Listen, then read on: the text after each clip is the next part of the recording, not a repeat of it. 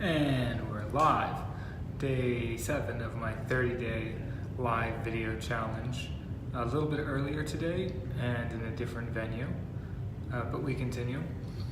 This morning I watched a video on YouTube. Actually, it was a Vice, kind of like short documentary, and it was about the luxury car rental industry in Miami, the like extreme luxury car rentals, like Lamborghinis, Bentleys, Ferraris, cars that are $200,000, $300,000, and $400,000, and the people that are renting them and in the business of renting them out.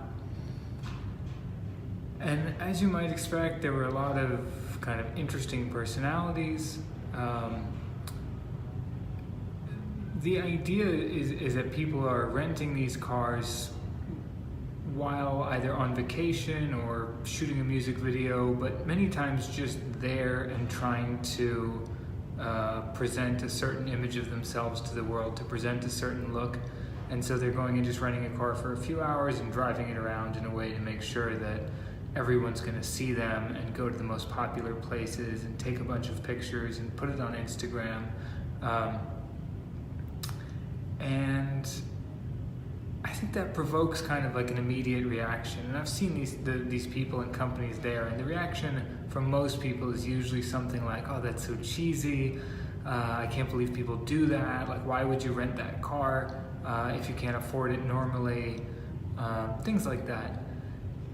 And I can understand that, and I kind of have a similar reaction. But then I stop and think, like, is it really that different from the way that, from like financing a Mercedes or leasing a Toyota Camry?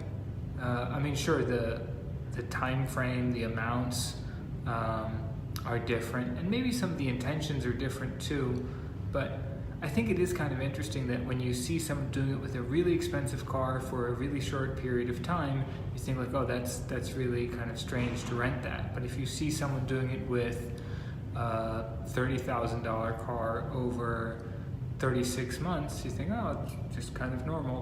That's what we do. And it certainly is normal here in America. And that's actually one of the things that makes America what it is the easy availability of credit. It's changed in other countries over the years. It's gotten easier, but historically, in my lifetime anyway, like we've always been able to purchase things, finance them, rent them. In the US, you can rent anything. You can rent living room furniture, you can finance a television, whatever it is, anything that you can think of, there's someone out there who's willing to give it to you for dollars a month over a long period of time. And that's just simply not the case in most of the world. And again, that started changing, but credit has always been one of the main things that drives the US economy.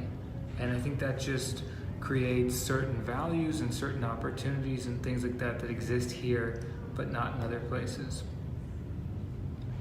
But seeing that video this morning, I just thought it was interesting. It kind of provoked that feeling in me. On the one hand, like my first reaction is, oh, that's really kind of cheesy. And then on the other hand, but wait a minute, is it really any different? And is there something wrong with doing that, with renting a car that you can't necessarily afford and doing that in the short term?